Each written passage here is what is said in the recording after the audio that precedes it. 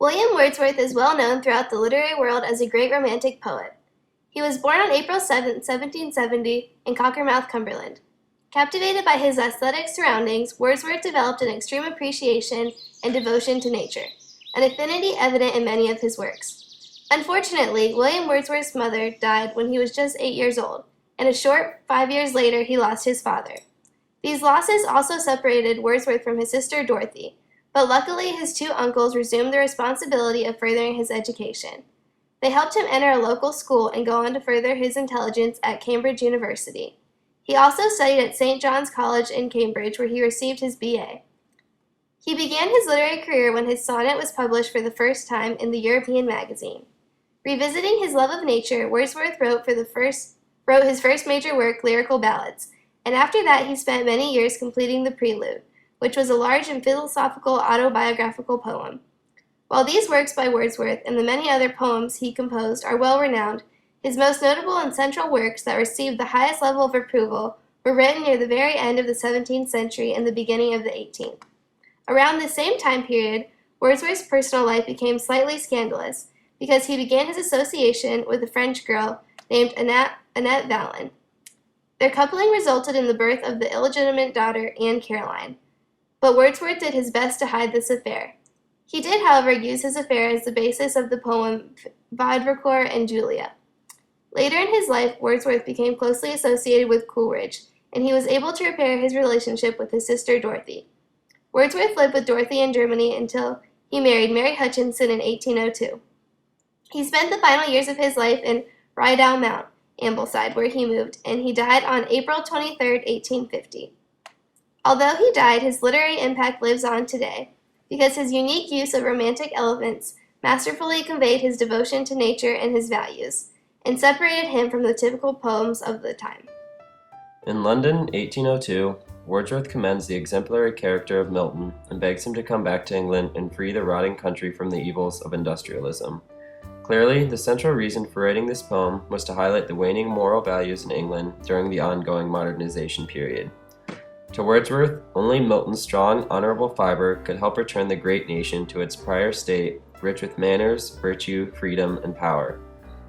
The sonnet has a rhyme scheme of A, B, B, A, B, B, A, C, D, D, E, C, E, and first describes England as a disgusting marshland with stagnant waters. The altar, sword, and pen reference, which directly follows the physical description of England, informs the reader of how religion, knighthood, and art has also been lost to the modernization of the country. The speaker of the poem continues by stating that the English are selfish with the phrase, "We are selfish men," and asks Milton to bring back the manners, virtue, freedom, and power once present. Likening Milton to a star with a majestic and free soul, the speaker compliments the esteemed author's ability to embody true goodness while doing even the lowliest duties. Most importantly, though, Wordsworth compares Milton to things found in nature like the stars, seas, and heavens, which is the highest appraisal Wordsworth believed possible. Through simile and metaphor, Wordsworth most clearly describes the present situation. In line 3, Wordsworth refers to the pen but doesn't mean a giant pen. Instead, he's informing the reader of the strong literary custom which England once embodied. Also, in line 10, Wordsworth likens the power of the sea to that of Milton's voice. This clearly represents how Milton, at least in Wordsworth's mind, was the only person who had enough influence to restore the English people back to their prior civility. Because he was a romantic poet, Wordsworth's fixation on nature could not be overlooked. Lines 2 and 3 metaphorically describe England as a fen of stagnant waters, contrary to the normal, dignified images usually described in romantic poetry. A shift then occurs when the next natural scene described is more positive when referring to Milton as pure as the naked heavens. Wordsworth envisioned a society where everyone had a particular niche, and fulfilling their certain role made each person happier in doing so. The angry sonnets Wordsworth wrote in 1802 are commonly seen as impulsive by critics. But London, 1802, truly shows how frustrating it must have been for Wordsworth to see his poems employ little social influence and only be seen as superfluous writings. The life of a poet is tougher than it may seem. An elegiac stanza, as defined by Britannica Encyclopedia, is a quatrain written in iambic pentameter that contains an alternating rhyme scheme. William Wordsworth chooses to use such structure in the stanzas of his work, Elegiac Stanzas, which demonstrates his opinion on a painting of Peel Castle. Being a romanticist, Wordsworth chooses to pay special attention to the aspects of nature and its elements and how their portrayal affects the mood of the memory of the castle he is observing. Wordsworth begins his work by immediately establishing his own memories as to how the castle appeared when he lived by it. In doing so, Wordsworth is also immediately disagreeing with the painter's rendition of it.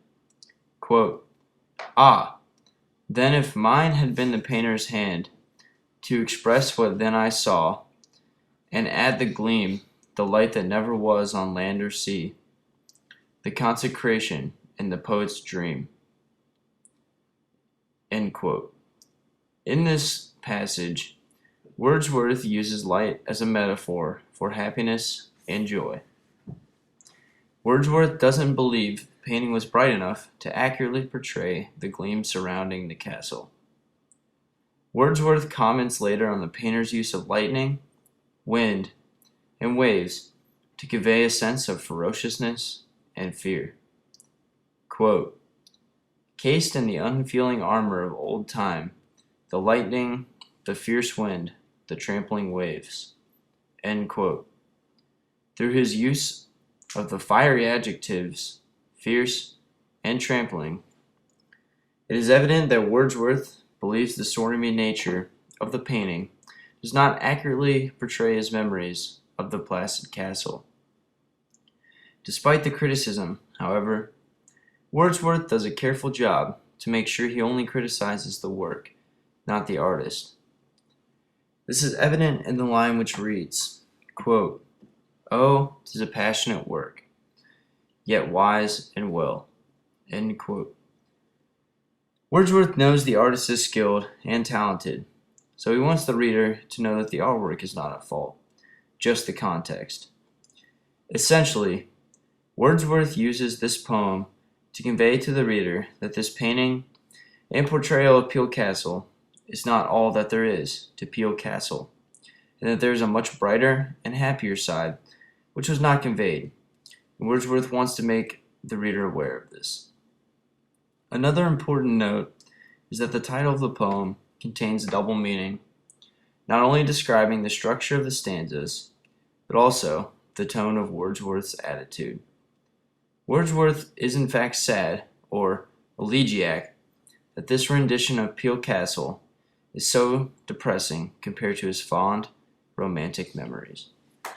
Much like all of Wordsworth's poems, an overpowering sense of nature is present in his poem Nutting. The poem begins almost as a reflection or narrative of the small boy. But as the poem comes to a close, the turn becomes evident in the last few lines, where the message that humans are nature's greatest admirers, but also nature's greatest destroyers, is revealed to the audience. As the poem begins, it seems the young boy is on an adventure into the forest with pure joy, but as the boy travels deeper into the forest, he discovers that his victory on his adventure is not as easy as he thought, and the boy learns not only a physical, but also a physiological lesson, that nature and man do not always blend. As the boy continues his adventure to grab the hazelnuts from the tree, he immediately feels guilt as he has disrupted the balance of nature.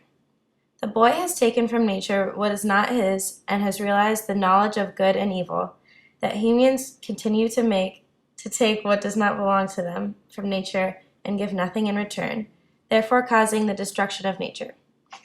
Towards the end, the reader begins to see that the poem was not merely a reflection, as thought when reading the opening sentences, but bestows a lesson upon the reader that humans are causing the destruction of nature, which further defines Wordsworth as a romantic poet.